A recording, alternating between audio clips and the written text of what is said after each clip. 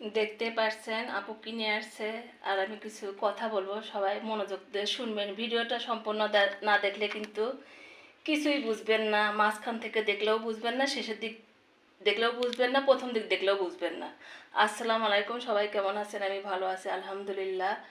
আমার রান্নার আয়োজন দেখে, এটা আমার ছাদ বাগানের কাঁচামরিচ, লাল মরিচ তো অনেক সময় পেকে যায়, সেগুলো তুলে নিয়ে আসছি। রসুন আছে কিছু, এগুলো দিয়ে আমি ব্লেন্ডার করে নেব।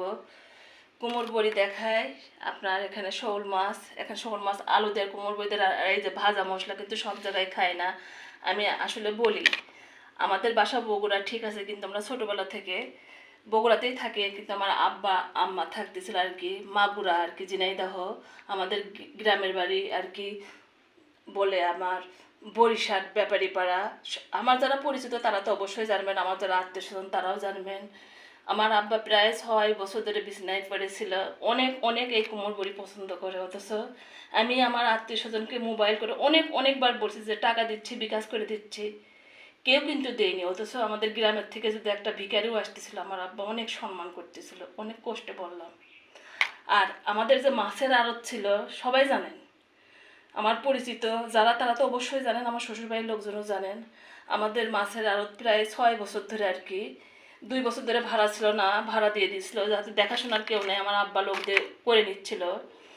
ওনার কাছে আমি মাছ অর্ডার করছিলাম যে দামি মাছ আমাকে দিবেন। আমি এটাও কিন্তু দামি মাছ, শোল মাছ কিন্তু অনেক টাকা দাম। হাজবেন্ড আমার এনে থাকে যে চাচা একটু ইয়ে করেন তো, আমার বাসায় কিছু মাছ দিয়ে পাঠান, আমি টাকা দেবো। উনি বলতেছে ও তো দামি মাছ কি তোমরা খাবা? ওনার ধারণাই নেয় যে আমরা আসলে কত দামি দামি মাছ খাই। আগে আমাদের কিনে খেতে হতো না, যেহেতু আমার আব্বা এগুলো করতেছিল, আড়ত ছিল, ট্রাকে ট্রাকে আসতেছিল, আর লোক দিয়ে দেখাশোনা করে এগুলো করে নিচ্ছিল। সেটা একটু বললাম আসলে মনের কষ্টতে। আমার আব্বা মারা গেছে, প্রায় 9 মাসে পড়ে গেছে। সবাই আমার আব্বার জন্য দোয়া করবেন। আর এই যে এগুলোর যে রান্না করতেছে, এবার ফেসবুক সম্পর্কে কথা বলি। ফেসবুকে লাইক কমেন্ট শেয়ার কেউ চাবেন না, আত্মীয় স্বজনতে কেউ কখনোই দিবে না, সেটা শ্বশুর বাড়ির হোক আর বাপের বাড়ির হোক, আপনার ভাই বোন হোক, আপনার সন্তান হোক, কেউ কিন্তু দিবে না। আপনি ঠিকঠাক মতো আপনি কাজ করেন, অবশ্যই আপনার লাইক কমেন্ট শেয়ার হয়ে যাবে। আমি অনেক আত্মীয় স্বজনকে বলে দেখছি, ফ্রেন্ডদেরকে বলে দেখছি, আপনার দেয় না তা না, ঠিক কিছু দেয় আর কিছু দেখবেন যে নিজের ভাই বোন হোক, শ্বশুরবাড়ির লোকজন হোক, ভিডিও কিন্তু সবাই দেখে।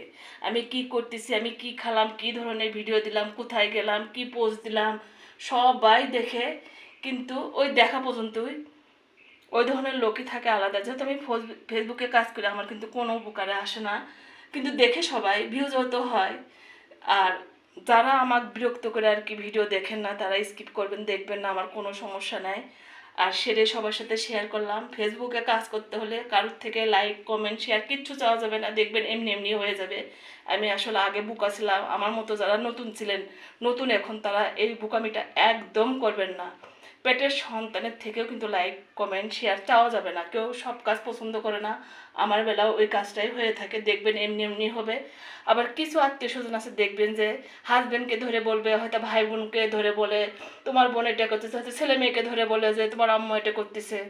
ওগুলো লোক কিন্তু আলাদা থাকে। কাজই কাজ করে যান ঠিকঠাক মতো, তাহলে আপনি সফলতা পাবেন। আর কাজ না করলে কখনো সফলতা পাবেন না। আমার কিছু কথাতে কেউ কিছু মনে করবেন না, অনেক কষ্ট লাগলো ওই জন্যই বলার। যেহেতু ফেসবুকে কাজ করি, নতুনদের জন্য কথাগুলো বললাম। সবাই ভালো থাকেন, সুস্থ থাকেন। আর আপু রান্না করুক। আল্লাহ হাফেজ।